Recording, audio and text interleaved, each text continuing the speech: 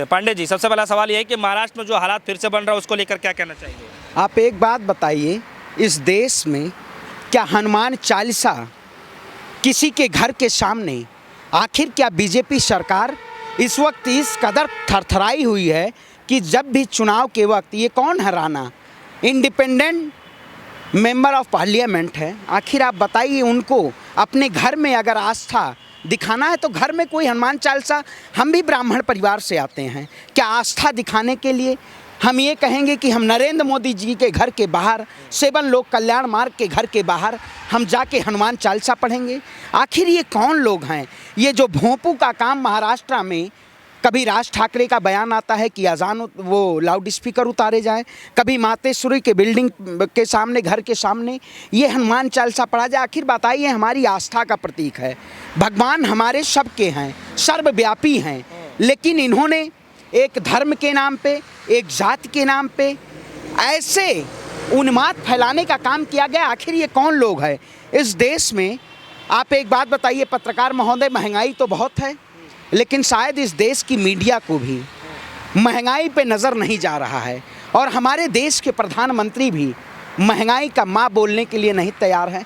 आखिर ये कौन लोग हैं जो हमारे हिंदू धर्म को अंतर्राष्ट्रीय लेवल पे बदनाम करने की कोशिश कर रहे हैं? जब 2020 में दंगा होता है आपने दिल्ली में, उस वक्त हमारे डोनाल्ड ट्रंप जी का दौरा गुजरात होता है, और 2022 में बोरिस जॉनसन का दौरा गुजरात होता है, और जिस तरह से इसको प्लान किया जाता है, एक धार्मिक उन्माद के जरिए इसको प्लान करके एक प्रोपेगेंडा बनाया जाता है कि इस देश में सिर्फ धर्म के मुद्दे होंगे। आखिर अंतर्राष्ट्रीय लेवल पे इसको उजागर करना, एक हमारे समुदाय को, हिंदू समुदाय को एक वो तोड़ने वाले समुदाय की तरह लोगों के सामने प्रदर्शित करना कि हिंदू मतलब हिंसा वाला।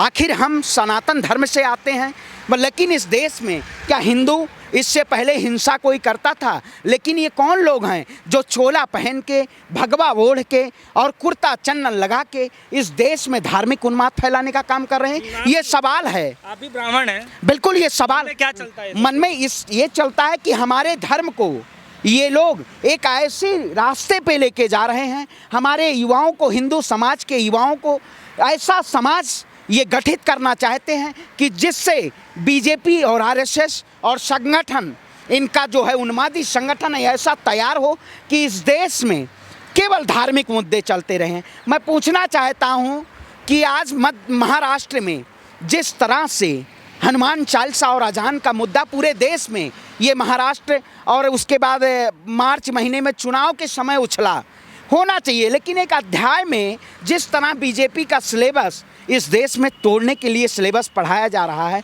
लोग गीता ये नहीं कहेंगे कि गुरुकुल को भारतीय जनता पार्टी के शासनकाल में कितने गुरुकुल कॉलेज हैं, ये भी सवाल है।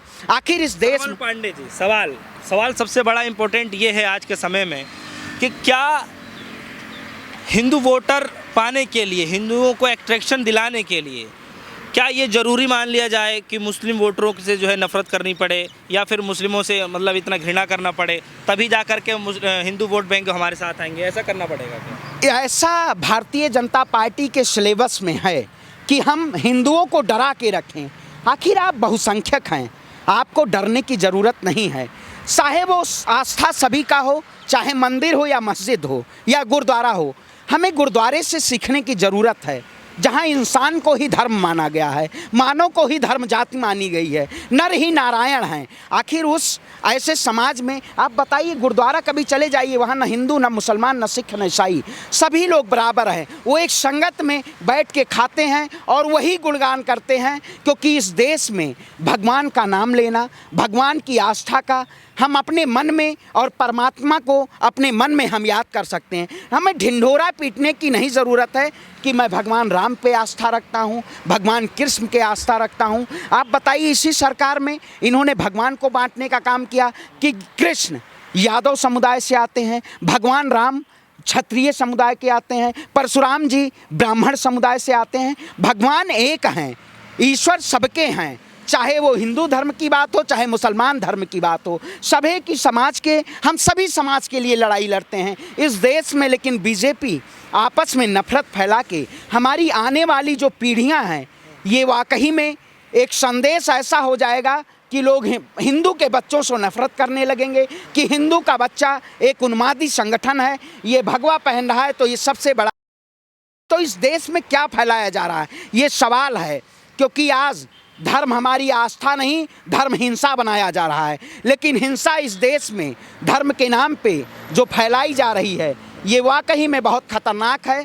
और जो लोग इसका फ़ायदा उठाना चाह रहे हैं, वो मूलतः रूप से भारतीय जनता पार्टी इस फायदे में सफल हो रही है। तभी वो इस देश में और बहुत सारे मुद्दे हैं। भारतीय जनता पार्टी पहले 5 साल में skill India, make in India, 5 trillion economy, Beti Bachao Beti Padhao, बहुत सारे मुद्दों के साथ उन्होंने अपने चुनावी के मैनिफेस्टो में डाला। लेकिन आज वो सारे मुद्दे नदारद हो गए। मेक इन इंडिया का पता नहीं है, ठीक है, स्किल इंडिया का पता नहीं है इस देश में। लेकिन धार्मिक उन्माद, एक धर्म के नाम पे उन्माद फैलाने की इंडिया का भारतीय जनता पार्टी ने उदय कर दिया है। क्योंकि उन सारे मुद्दों को इन्होंने जाना कि मैं इस मुद्दों पे, ज़मीनी स्तर के मुद्दों पे हम चुनाव में नहीं जीत पाएंगे। आपने उत्तर प्रदेश में भी देखा होगा जिस तरह से उत्तर प्रदेश में ब्राह्मणों के ऊपर अत्याचार की सरकार भारतीय जनता पार्टी, इस सरकार के शासनकाल में ब्राह्मणों की हत्याएं हुई, ये शायद आपसे भी नहीं वाकिफ होंगे ना उत्तर प्रदेश में। लेकिन जिस तरह से थार चढ़वा के एक विशेष समुदाय के प्रति एक ऐसी संवेदना लेने का काम किया बीजेपी ने, और उससे उसको फ़ायदा मिला। और उसी के बाद भोपाल के दौरे पे अमित शाह जी गए हुए थे, तो बताया जा रहा है कि भारी तादाद में मुस्लिम महिलाओं ने उनका स्वागत किया है, पंडितों ने भी स्वागत किया है। फिर कैसे माना जाए कि सिर्फ एक ही धर्म को लेकर के चलती है, एक ही समुदाय को लेकर के चलती है? समुदाय सवाल है। जब चुनाव का वक्त आ जाता है, भारतीय जनता पार्टी एक हिंदुत्व के सामने, हिंदुत्व के एजेंडे पे एक कोई एजेंडा तैयार करती है कि भारतीय जनता पार्टी हिंदुत्ववादी पार्टी है। आखिर आप बताइए, उस वक्त दानिश अंसारी को क्यों मंत्री बनाने की ज़रूरत होती है?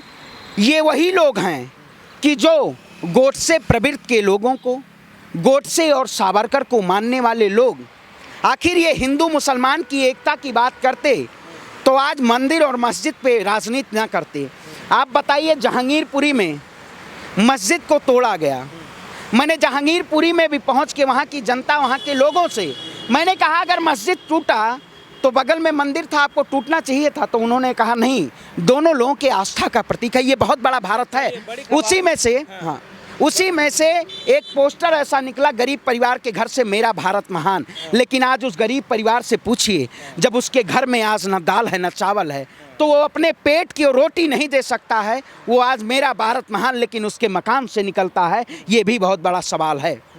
तो हमारे साथ श्रवण पांडे जी मौजूद रहे, उनसे हमने खासा बातचीत करी इसी मुद्दे को लेकर के, क्योंकि दिल्ली में जो हालात अभी भी स्थिति बनी हुई है उसको लेकर के चर्चा का विषय बना हुआ है।